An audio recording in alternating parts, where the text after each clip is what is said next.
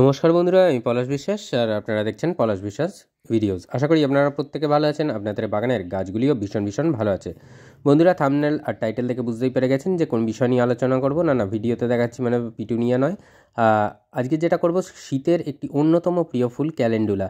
তো এই ক্যালেন্ডুলা ফুল গাছের কেয়ার বলবো একদম সহজ পরিচর্যা। যারা আনেননি এখনও নিয়ে আসুন বাগানে, দোকান থেকে কিনে নিয়ে চলে আসুন, নার্সারি থেকে কিনে নিয়ে চলে আসুন। ক্যালেন্ডুলা গাছ কিন্তু খুব প্রচুর পরিমাণে ফুল দেয় এবং একদম সহজ পরিচর্যা। তো মাটিটা যারা আনবেন ক্যালেন্ডুলা, তাদের জন্য মাটিটা বলে দিই একবার।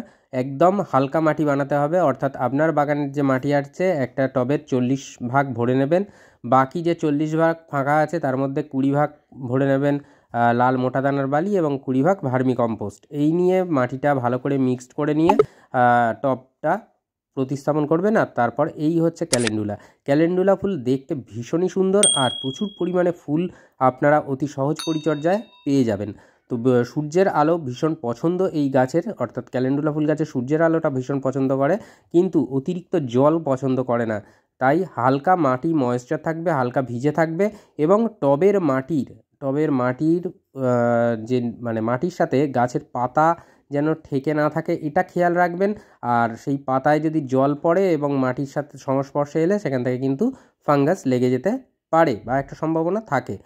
একটি 8 ইঞ্চি টবের জন্য এই ক্যালেন্ডুলা গাছগুলো খুবই ভালো হয়, যে 8 ইঞ্চি টবে দিতে পারলেই আপনার ক্যালেন্ডুলা গাছ ঝোপালো হবে এবং প্রচুর পরিমাণে ফুল আপনারা পেয়ে যাবেন। আর অনেক দিন পর্যন্ত কিন্তু থাকে, অর্থাৎ শীতের পরেও এই গাছ কিন্তু ফুল আপনাকে প্রদান করে যাবে।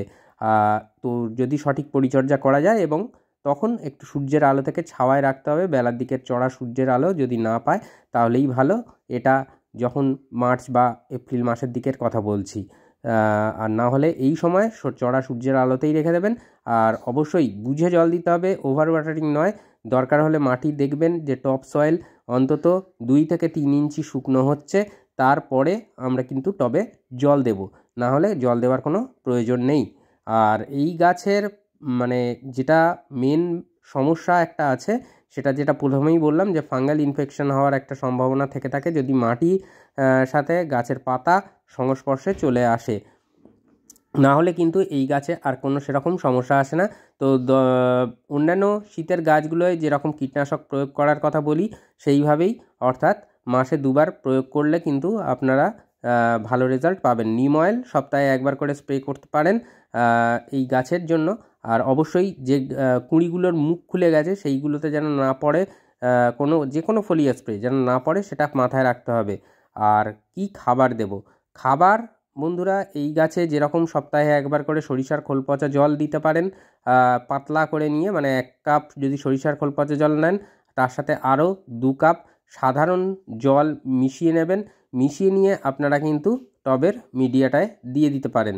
আর যেটা বলবো, অধিক সংখ্যক ফুল আনতে গেলে 0050 বা যেটাকে NPK 0050 বলে বা সালফেট অফ পটাশ, সেটা প্রয়োগ করতে পারেন। মাসে 2 বার স্প্রে করতে পারেন বা টবের মিডিয়াতেও দিতে পারেন। আর না হলে আপনারা লাল পটাশ 8 ইঞ্চি টবের জন্য হাফ টেবিল চামচ পরিমাণে নিয়ে জলে গুলেও দিতে পারেন, অথবা টবের মিডিয়াতে ছড়িয়ে দিয়ে জল দিয়ে দিতে পারেন। এটা দিলে, লাল পটাশটা দিলে আপনারা মাসে 2 বার দেবেন, অর্থাৎ 15 দিনের ব্যবধানে দেবেন। আর না হলে সপ্তাহে যেরকম সরিষার খোল পচা জল বললাম ওই রকম দিতে পারেন। কলার খোসা, পেঁয়াজের খোসা একত্রে ভিজিয়ে নিয়ে আপনারা কিন্তু সেটাও সপ্তাহে 1 বার করে প্রদান করতে পারেন। তার মধ্যেও পটাশিয়ামের মাত্রা যথেষ্ট পরিমাণে আছে। তাহলে বুঝতে পারলেন যে কিভাবে ক্যালেন্ডুলা গাছের পরিচর্যা করতে হবে এবং প্রচুর সংখ্যক ফুল ফুটবে, এটা আমি কথা দিলাম। আর যে ফুলগুলো স্টিকগুলো নষ্ট হয়ে যাবে, সেই ফুল ফুটে যাবে, সেই ইয়েটা আপনারা আর রাখবেন না, দেবেন না, কেটে বাদ দিয়ে দেবেন, এটাই করবেন। না হলে সেই স্টিকটার ভেতরে বীজ তৈরি হবে, সেখানে গাছের এনার্জি যাবে এবং তার পাশাপাশি গাছের এনার্জি যখনই সেখানে যাবে তখন কিন্তু গাছ ফুল ফোটা থেকে ফুল ফোটানো কমিয়ে দেবে, গাছের বৃদ্ধি কমিয়ে দেবে।